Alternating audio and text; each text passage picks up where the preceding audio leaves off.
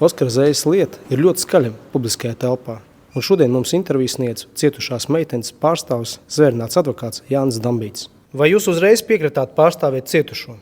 Uzreiz nepiekritu, jo mana specializācija vairāk ir saistīta ar finanšu noziegumiem, bet ņemot vērā to, kad parādījās informācija, kad ir arī citas cietušās meitenes no šādas līdzīgas vardarbības, tad nevarēja izslēgt finanšu ietekmi šajās visās pārējās lietās, lai labvēlīgi izspruktu no adekvāta soda.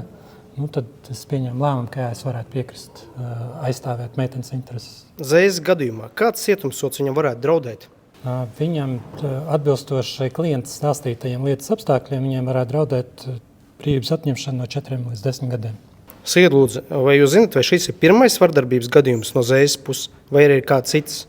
Atbilstoši manā rīcībā esošai informācijai, kur nav apstiprināta, varētu būt arī vairāk gadījumi, bet precīzi būs zināms pēc tam, kad šī informācija būs pārbaudīta. Kā jūs domājat, vai tiesa ņems vērā vardarbības sērijveidīgumu, ja tāds ir? Ja šādi gadījumi ir bijuši vairāk un persona ir bijusi iepriekš sodīta, tas noteikti ietekmē soda apmēru.